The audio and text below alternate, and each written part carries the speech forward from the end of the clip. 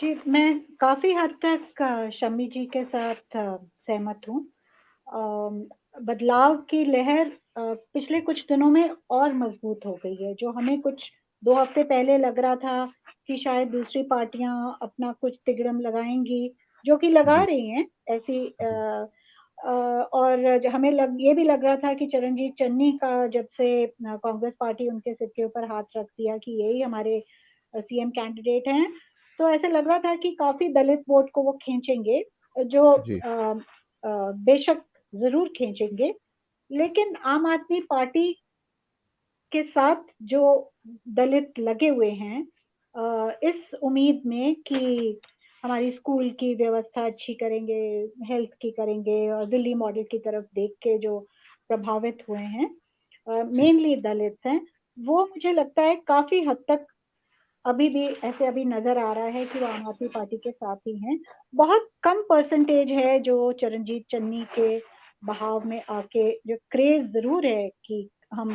निकल-निकल के देंगे, लेकिन फिर भी मुझे लगता है बहुत ज़्यादा बड़ा डेंट नहीं देंगे because only for this reason कि बदलाव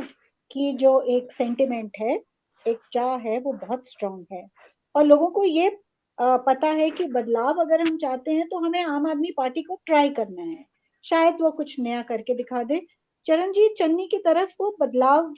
बदलाव की उससे नहीं देखते हैं उनको, क्योंकि वो एक रवैती पार्टी के ही मुख्यमंत्री हैं। अभी तक जो उनकी कार्यशैली हमने देखी है वो दिल्ली से के ही इशारों पे उन्होंने मोस्टली अपनी सरकार चलाई है या नवजोत सिद्धू के प्रेशर में आके। तो ऐसे नहीं है कि वो दलितों के कोई बहुत ज़्यादा इश्यूज़ की बात भी नहीं करते हैं। वो सिर्फ़ एक दलित चेहरा हैं, एक टोकन एक किस्म से इमेज उनका एक दलित हमने लगा दिया है। लेकिन अब बहुत सारे दलित ये पूछने लग गए हैं कि आप दलित तो हैं, लेकिन दलितों की बात तो नहीं कर रहे, ना इस चुनाव में भी नहीं हुँ, कर रहे हैं कि हम क्या इश्यूज़ आपके कौन से हम प्रॉब्लम सॉल्व करेंगे, क्या हम वायलेंस आपके खिलाफ जो होती है उसको उनके बारे में वो नहीं इस ये सब देख के ऐसा लगता है कि लोग ये समझ गए हैं कि ये सिर्फ़ एक टोकन चेहरा है हाँ जी, एंड अगर सही मायने में हमें बदलाव चाहिए तो हमें कहीं और देखना पड़ेगा। दलित मुख्यमंत्री हमारे को शायद वो उस तरह का बदलाव नहीं लाके दे सकते। ये एक मोर एंड मोर लोगों में ये एक सेंटिमेंट, ये एक थिंकिंग नज़र आ रही है इस वक़्त एंड जो आम आदमी पार्टी की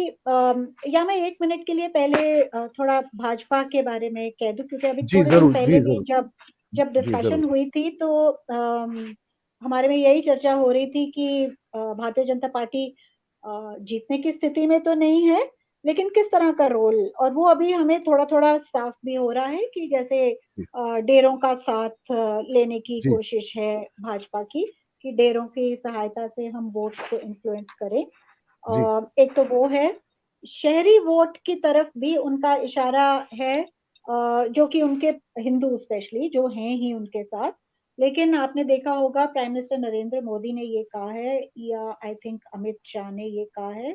कि हम भी अ, सिखों की तरह या सॉरी जब अकाल तख्त जथेदार से मुलाकात हुई कि अकाल तख्त जथेदार के साथ हमारी जो एक जिस चीज़ पे हमारे को सहमति है वो है कि बहुत ज़्यादा जो धर्मांतरण हो रहा है, जो जी, सिख और हिंदू दलित स्पेशली जो क्रिश्चियंस में बदल रहे हैं और इस पे हमें भी कंसर्न है और अकाल तख्त को भी बहुत कंसर्न है और तो ये चीज़ बोलना एक बहुत महत्व है कि एक धर्म परिवर्तन के खिलाफ हम सब लड़ाई कर रहे हैं। अब वो किसकी तरफ इशारा है, कैसे है ये इट्स क्वाइट ऑब्वियस। तो बीजेपी की राजनीति और बीजेपी का चुनाव प्रचार बहुत क्लियर है किस तरह से जा रहा है। ये कहाँ तक इम्पैक्ट करता है ये आई थिंक बीजेपी का मकसद आई एम स्टिल कन्विंस्ड सिर्फ यही है कि किसी भी पार्टी को क्लीन बहुमत ना मिले, मिली-जुली सरकार मिले, उसके ऊपर बीजेपी और शिरोमणि अकाली दल जो उनके पुराने साथी हैं, उन सबका मिलके किसी तरह का कंट्रोल रहेगा। कोशिश यही है इस वक़्त। हुँ, लेकिन शमी जी की बात से मैं बिल्कुल सहमत हूँ कि अगर आम आदमी पार्टी का जो अम, की तरफ जो सपोर्ट है, अगर वो इतना ज्यादा स्ट्रांग हो गया, या जो हमें अभी शायद नजर नहीं भी आ रहा है, कई बार एक बहुत लोग बताते भी नहीं है, ही इज राइट, अंडर कि हम करंट किस रहता तरह है लेकिन। अंडर करंट रहता है, वो करंट पोलिंग डे पे नजर आता है। जी। और उस तरह की अगर आंधी टाइप हुई तो यस, 70 सीट्स, 65 सीट्स कुछ भी आ सकते हैं। और अगर बाकी पार्टीज आम आदमी पार्टी को सीमित रखने में कामयाब रहे, तो फिर 35, 40, 45 इस रेंज में रह सकते हैं। So it could be either.